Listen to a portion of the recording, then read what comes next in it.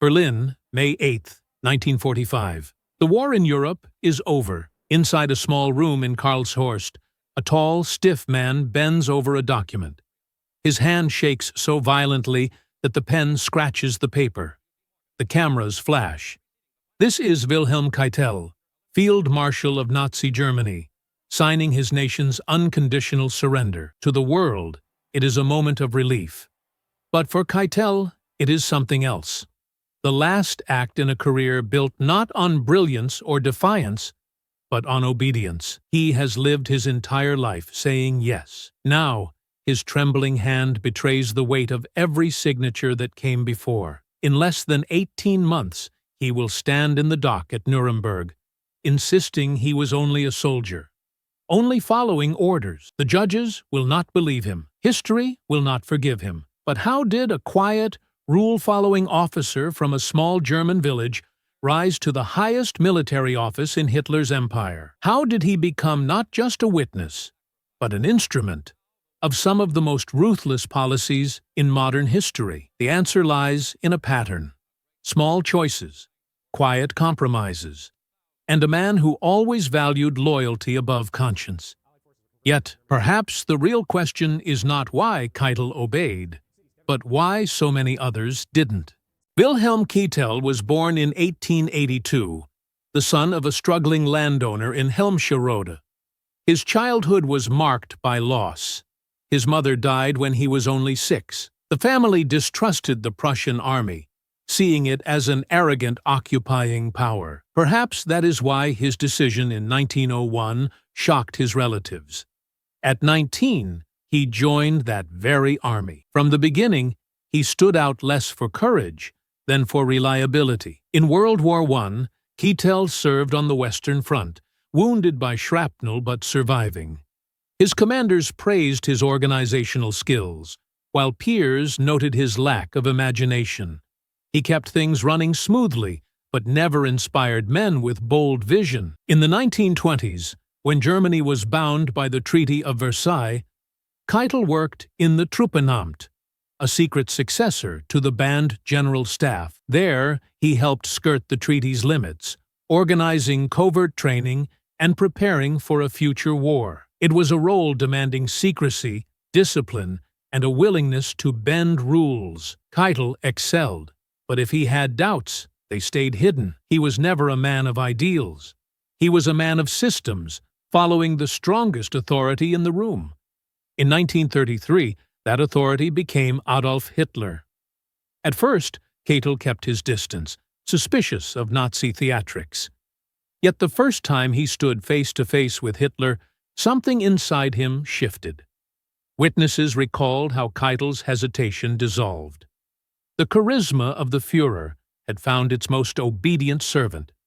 From then on, Keitel's path was not driven by vision, but by submission. By 1935, Keitel was chief of the Wehrmacht office, a bureaucratic but powerful post. His secret was simple: he gave Hitler total loyalty. Where others hesitated, Keitel obeyed. That loyalty would define his rise in 1938. The German High Command was shaken by scandal. War Minister Werner von Blomberg disgraced by a marriage scandal. Army Commander Werner von Fritsch accused, falsely, of homosexuality. Both men had dared question Hitler's pace of rearmament. Both were obstacles. Keitel did not defend them. He helped destroy them. It was Keitel who passed Blomberg's wife's criminal record to Göring, sealing his downfall. It was Keitel who fed evidence into the case against Fritsch, even as doubts spread about its truth. His colleagues were horrified. They began calling him Keitel, lackey. Göring sneered that he had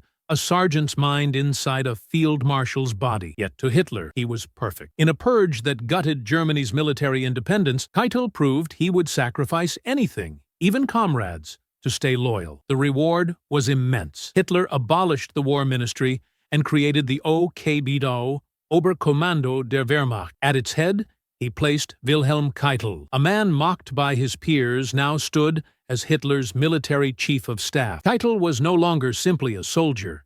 He was Hitler's instrument. The irony was clear. In an army that prized independent judgment, the man who rose highest was the one who surrendered completely, and the price of that surrender would soon be counted in lives.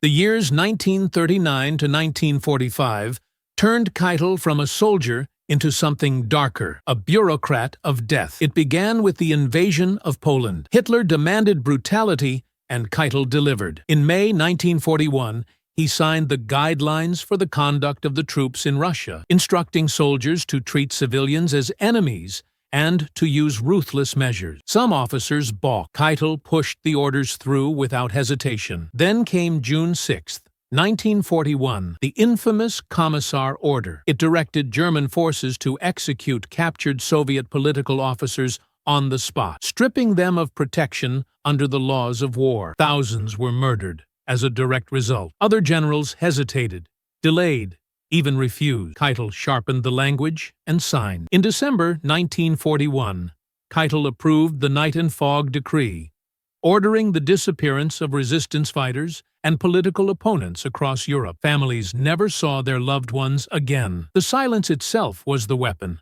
spreading terror wherever the decree reached. Even within the Wehrmacht, disgust grew. Some commanders begged to soften the orders. Keitel dismissed them coldly, reminding them that Hitler's word was law. His role only deepened after the failed July 20, 1944 plot to assassinate Hitler. While others wavered, Keitel presided over the purge. More than 5,000 officers were executed, many after brutal show trials. Keitel ensured they were handed to the People's Court, where Judge Freisler screamed them into the grave. Every step, every directive, bore his signature. He was not simply passing papers. He was weaving obedience into the machinery of destruction. By 1945, even some Nazis ridiculed him, yet Hitler clung to his loyalty. Keitel had become indispensable, not for his brilliance, but for his total surrender of conscience. And what happens when the war ends, but the signatures remain? The war ended with Keitel's trembling signature in May 1945, but his true reckoning came at Nuremberg. In the dock, Keitel looked less like a conqueror than a clerk called to account.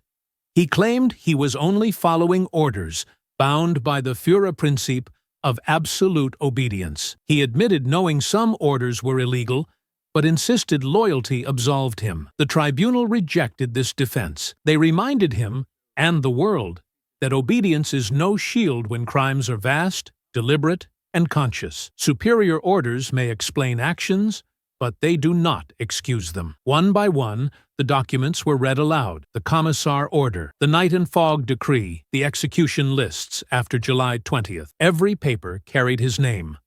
Witnesses testified that Keitel had choices: resign, transfer, even resist quietly. Others had taken that risk. He had not. On October 1st, 1946, he was convicted on all counts: crimes against peace, war crimes, crimes against humanity.